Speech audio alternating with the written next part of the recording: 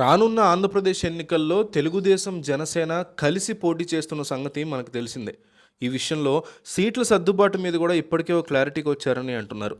ఈ సమయంలో పవన్ కళ్యాణ్ వైఖరి చూస్తే జనసేనని టీడీపీలో విలీనం చేస్తారేమో అనిపిస్తుంది అంటున్నారు హరిరామ జోగయ్య. దీంతో ఆయన చేసినటువంటి కామెంట్స్ హాట్ టాపిక్గా మారింది. అధికారులకు వస్తే సీఎం పదవి చంద్రబాబుకేనని నారా లోకేష్ మరోసారి తన మనసులో మాట బయటపెట్టిన సంగతి తెలిసిందే.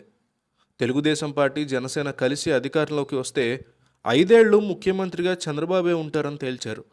ఒకవేళ అధికారం వస్తే డిప్యూటీ సీఎం పదవి సీఎం పవన్ కళ్యాణ్కి ఇస్తారా అన్న ప్రశ్నకి ఆ పదవి ఎవరికి ఇవ్వాలన్నది మా చంద్రబాబు పాలిట్ బ్యూరో నిర్ణయం తీసుకుంటుందని తేల్చి చెప్పారు. ఈ వ్యాఖ్యలకి పలువురు జనసేన నాయకులు, కార్యకర్తలు మంటెత్తిపోతున్నారు.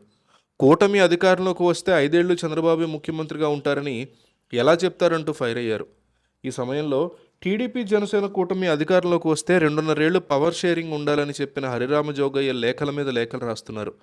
ఈ క్రమంలో తాజాగా మరో లేఖ రాశారు. సీఎం పదవి మీద లోకేష్ వ్యాఖ్యలు, అందుకు జనసేన పవన్ కళ్యాణ్ మౌనం మొదలైన విషయాల మీద కాపు సంక్షేమ సేన వ్యవస్థాపక అధ్యక్షుడు, మాజీ మంత్రి చేగొండి హరిరామ జోగయ్య మరోసారి లేఖాస్త్రం సంధించారు. దీంతో ఇన్నాళ్ళు పవన్ కళ్యాణ్ కనిపిస్తే సీఎం సీఎం అని అరిచినటువంటి జన సైనికులు, ఆయనకి మద్దతు ఇచ్చినటువంటి కాపు నాయకులు ఇప్పుడు ఏం చేయాలని తేల్చుకోవడానికి సమయం ఆసన్నమైందంటున్నారు ఆయన.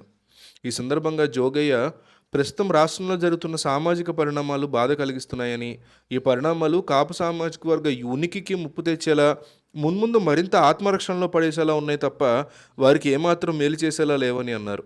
ఇన్నాళ్ళు లెక్క వేరు, ఇక నుంచి వేరు. ఇప్పుడు మరోసారి చంద్రబాబు చేతిలో మోసపోవడానికి మేము సిద్ధంగా లేవంటూ ఆయన సీరియస్గా స్పందించారు.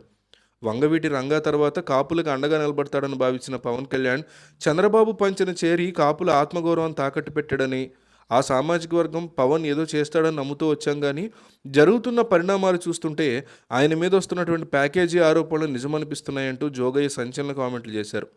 ఈ సందర్భంగా పొత్తులో ఉన్న పార్టీని సంప్రదించకుండా సీఎం అభ్యర్థి చంద్రబాబేనని నారా లోకేష్ ఎట్లా ప్రకటిస్తారు?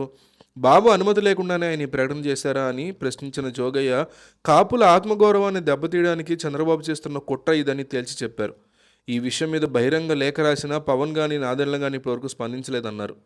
ఇది ఒక వర్గం ఆలోచించుకోవాల్సిన సమయం అని సూచించిన ఆయన, పవన్ వైఖరి చూస్తుంటే జనసేనని టీడీపీలో విలీనం చేసేలా ఉందంటూ సంచలన కామెంట్లు చేశారు.